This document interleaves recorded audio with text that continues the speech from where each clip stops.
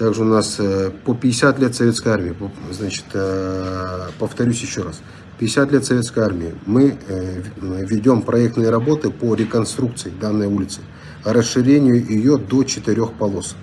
С улицы Калевицы до улицы Бабушкина будет сделана 4-полосная дорога. Сегодня проектные работы на завершающей стадии, далее мы заходим на экспертизу. Как только пройдем экспертизу, мы начнем земляные работы. В этом году мы будем проводить земляные работы по выносу инженерных сетей, и в следующем году закончим асфальтирование. Это очень масштабная, объемная работа, ее невозможно сделать за 1 год. Вопрос: на первой Даркалавской газовики разрыли, проехать невозможно. Ну вот да, возвращаясь к работе ресурсно-снабжающих организаций. По, значит, всем замечаниям, которые были выданы, в том числе по первой Даркалавской, по газовикам срок устранения наиболее сложных участков до 30 апреля был. Далее до 15 мая все должно быть выровнено, приведено в соответствие, которое было до начала земляных работ. Значит, мы неустанно будем за этим вести контроль. Также в случае неисполнения будут применяться штрафные санкции по линии административной комиссии. Значит, по вывозу мусора поступил вопрос, значит, Можайского 23/2. Значит, мы по вывозу мусора отфиксируем, коллеги. Значит, здесь Якутская Осетия тоже присутствует, и управа Гагаринского округа тоже необходимо выехать, посмотреть, в чем там проблема. Переселение, микрорайон Звездный, блок С. Значит, по блоку С у нас активно идет застройка. Значит, мы постепенно дома вводятся, и, значит, по переселению постепенно начинается процесс выдачи жилья уже людям. Так, Парк Победы в этом году закончится, спрашивает Олег Желнин. Да, по Парку Победы мы в этом году проведем работы по установке элементов в рамках присвоения городу звания город трудовой доблести. Завершим также работы по аллее Патриот, укладке тротуарной плитки, установке необходимых линий снабжения для фудкорта и для теплого туалета. Однако по Парку Победы сейчас мы переделали, дополнили, значит, проектно-сметную документацию с учетом специальной военной операции, поэтому мы продолжим работы по Парку Победы еще и в следующем году. Ярославского 7, территория огорожена для стройки. Раньше, да, эта территория действительно на Ярославского 7, мы все судебные решения сейчас уже вступили в силу, мы проведем демонтаж, никакой стройки там не будет по Ярославского 7. Так. Борисовка, дом 3, дом 4Б, когда снесут. Но здесь данный вопрос надо задавать департаменту жилищных отношений. У них по признанию даты аварийности по всем домам есть, значит, информация. Сельхозугодие Сатал, когда переведут в С2, вопрос. Ну, по Саталу мы все квартала до 11 уже привели в соответствие под сезонное проживание, поэтому все, кто там были куплены дома, построены дома, в целях восстановления ваших прав мы эти решения приняли, за исключением трассировки железной дороги и земельных участков, которые являются реально пашнями. Это касается 12-го квартала. Все остальное мы для восстановления прав жителей привели в соответствие в прошлом году. Зеленый кубок в этом году будет? Да, зеленый кубок в этом году будет. Отрадно то, что с каждым годом у нас количество участников на зеленом кубке растет, поэтому это хорошая практика. Предприятия соревнуются между друг другом, и уже появляется конкуренция для Сургутнефтегаза. В прошлом году хорошо поработала Алроса, позеленила свою территорию. Поэтому, да, зеленый кубок мы, как хорошая практика, будем продолжать ежегодно. Когда будет КРТ Старого Города? Руслан Васильев спрашивает. Да, добрый вечер. У нас по КРТ Старого Города мы согласовали все границы о управлении архитектурой республики, и в ближайшее время внесем уже для рассмотрения правительства республики в ближайшие дни. Иван Яковлев задает вопрос, кто отвечает за содержание территории, отремонтированной в рамках комфортной городская среда, состояние ужасное. У нас какое конкретно какая конкретная территория, надо спросить. В целом у нас по территориям отвечает либо ЦУОП, это парк, либо отвечает управа. Но надо сказать, что мы в целом, вот, допустим, сейчас по озеру Талому у нас на прошлой неделе мы отфиксировали большой провал грунта, который произошел. Это ввиду неправильных проектных решений. Вызвали всех подрядчиков, их там 3. Значит, ну и подрядчики говорят, что заказчикам был предоставлен такой вот проект. Это управление архитектуры делало в свое время. Значит, ну мы засыпали все это дело, выровняли, сейчас положили, и уже в рамках судебного разбирательства будем смотреть, кто прав, кто не прав. Также у нас вопросы там есть, допустим, по бульвару Учителя. Так. По общественному транспорту смотрю ряд вопросов у нас по реформе общественного транспорта. В целом скажу следующее. Значит, по общественному транспорту мы планируем до сентября месяца перезаключать договора с нашими перевозчиками с учетом новых, значит, требований по подвижному составу, чтобы продолжить также программу обновления. Я напомню, что мы за последние 2 года закупили для города 150 единиц новых автобусов. Нам необходимо еще порядка 200 закупить, чтобы продолжить и обеспечить город полностью новыми автобусами. Эту работу мы ведем совместно с Министерством транспорта республики. Сегодня у нас один из самых важных вопросов – это увеличить объем субсидий для предпринимателей, которые хотят обновить свою технику. Мы хотим сделать совместно с Министерством транспорта ее первоначальную сумму 6 миллионов рублей, чтобы субсидировалось из бюджета для предпринимателей, чтобы они могли закупить для себя новую технику. По реформе в целом мы активно ведем работу сейчас с перевозчиками, с населением для того, чтобы оптимально подобрать маршруты. Я напомню, что в прошлом году мы представили населению результаты проведенного научного исследовательской работы, значит, и получили обратную связь. Ну, вот в целом, в идеале, как это должно будет выглядеть, мы видим. В идеале необходимо перейти на новую форму брутто-контрактов, но в жизни вносят свои корректировки. Мы сейчас отдельно каждый маршрут уже с перевозчиками и с населением обсуждаем и к сентябрю месяцу будем вносить. Вторая дорога Прометей будет, мост будет, да, сейчас по мосту. Значит, по мосту мы в план работ на 2025 год планируем начать строительство мостового перехода, который свяжет улицу Ксенофонта Уткина и Лизы Чайкиной. ПСД сделали, прошел госэкспертизу, поэтому там действительно будет выезд, который разгрузит здорово Прометей, улицу проспект Михаила Ефимовича Николаева и свяжет заложенную территорию, сделать ее гораздо лучшей для транспортного сообщения. Соответственно, и мы планово заходим на территорию Залога.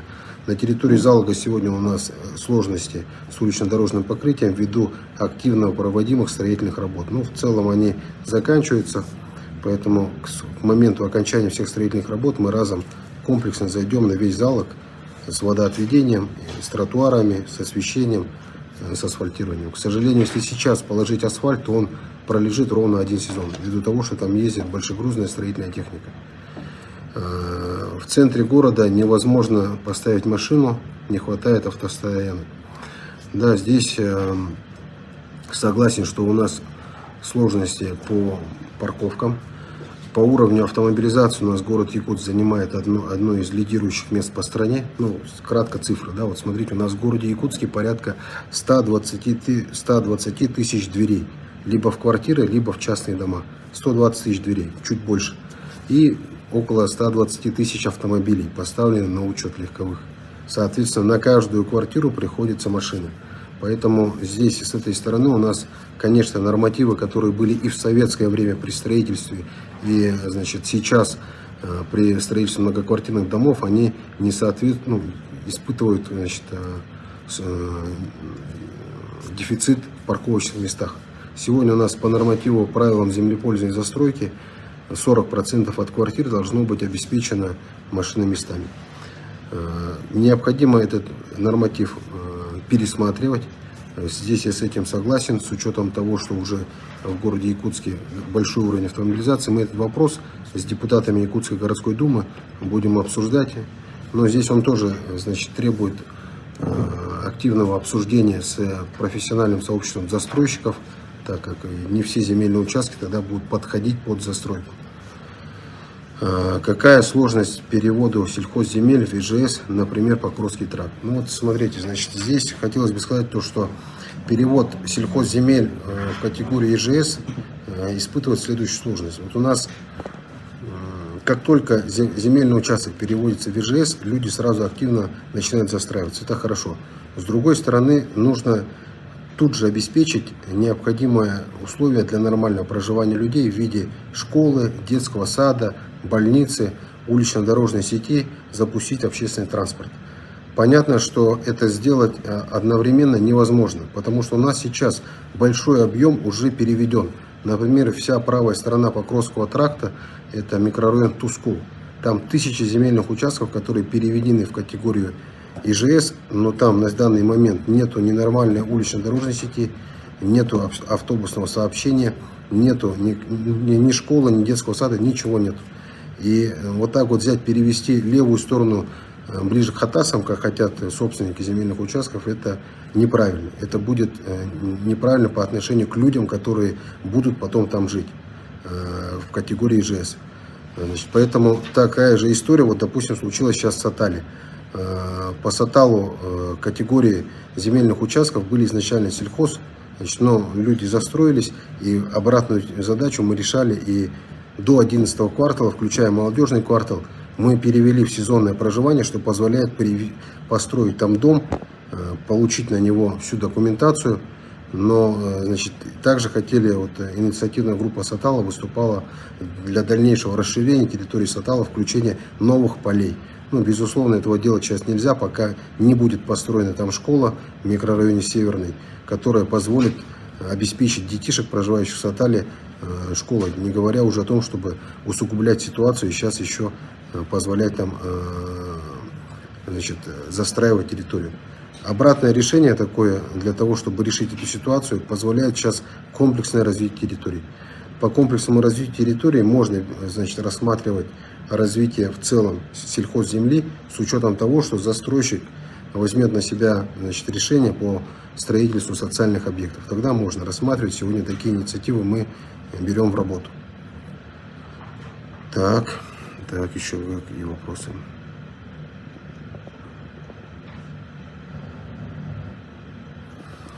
По дому Юшманова, да, который сгорел, сделали место в старом городе 2 вылета, есть инвестор. Воссоздать дом Юшманова. Согласен, к сожалению, у нас произошел пожар на территории областной больницы, и у нас сгорел дом Юшманова, но мы его будем восстанавливать, как и планировали. Надо сказать, что уже сегодня на территории старого города 2 у нас идет восстановление дома Манитаха и дома Валериана Васильева. По такому же варианту концессионного соглашения мы восстановим обязательно дом Юшманова, что, безусловно, является нашей историей, изюминкой нашего города. Мы это будем все делать. Улица Лонгинова, по плану ремонта, подсыпки, значит, у нас по всему объему работ в рамках безопасных качественных дорог мы предоставим на сайте. Давайте сейчас ознакомлю со всем объемом 2024 года. Сейчас зачитаю. У нас в этом году продолжится работа по завершению работ на улице Винокурова, на Вилюйском переулке, на улице Можайского. Мы закончим от Пилотов до улицы Строда. Значит, у нас капитальный ремонт улицы Ивана Крафта. Мы свяжем Ивана Кульбертинова и Старопокровский тракт. Там почти 3 километра. Это для того, чтобы обеспечить транспортную доступность Стерха и микрорайона Звездный, квартал А. Мы проведем работы в этом году для многодетных семей на птицефабрике. Это улица Хамустахская. Значит, капитальный ремонт улицы Ольховой в Кангаласах. Капитальный ремонт улицы Можайского на участке от Севастопольской до автострады 50 лет октября. Капитальный ремонт улицы Речников. У нас капитальный ремонт улицы подъездной дороги к центру Берегиня на Сергеляском шоссе будет сделан. Капитальный ремонт улицы Бестужева-Марлинского на участке от Богдана Чижика до улицы Кальвица будет сделан. Капитальный ремонт улицы Кузьмина, второй участок, это продолжение работ прошлого года. Капитальный ремонт, значит, продолжится в микрорайоне Северный. Там почти 8 километров запланировано прошлому году дополнительно мы будем делать. Капитальный ремонт улицы Сайды в микрорайоне Тускул будет, порядка 2 километров сделано. Капитальный ремонт улицы Макаренко будет, генерала Притузова. Ремонт улицы автомобилистов от Автодорожной до Сергеляк будет. Капитальный ремонт улицы Рыдзинского от Жарницкого до Халтурина. Капитальный ремонт улицы Заречная от улицы Новая в Пригородном, значит, село Пригородное пойдем. Капитальный ремонт улицы Мелиораторов в микрорайоне Марха будет. И у нас также запланировано по 5 улицам резервным. Это, значит, улица УДС село Сырдах, улица Скрябина, переулок Сайды, переулок Крестьянский, переулок Фермерский, переулок Кескелях, улица Церковная, это почти 2,5 километра. Белинского от улицы Октябрьской до улицы Петровского полкилометра. Капитальный ремонт улицы Лизы Чайкиной от Чернышевского до Крупского запланировано. Значит, у нас помимо этого ведется работа вне национального проекта, у нас ведется работа по подъездной станции Намыв для обеспечения судов на подушке. Значит, у нас ведется работа реконструкции улицы Набережная, у нас Романа Михайловича Дмитриева и строительство улично-дорожной сети для микрорайона Звездный. Это, значит, квартал А, и начнем там также квартал С, второй этап. У нас также ведется работа по улице Аюнского, она сама вводная в следующем году, но в этом году мы ведем работу уже по асфальтированию прилегающей территории к объектам Детяси. Например, мы этот микрорайон, это стадион Юность и Триумф. Автобус птицевод когда? Значит, по автобусу птицевод у нас в ближайшее время, значит, снова пройдет заседание рабочей группы по регулированию общественного транспорта. Здесь коллеги, наверное, смотрят. Добавьте, пожалуйста, информацию по птицеводу, какой автобус будет туда запущен. Работаем уже почти час, поэтому благодарю всех, кто присутствовал сегодня на эфире, за все ваши вопросы.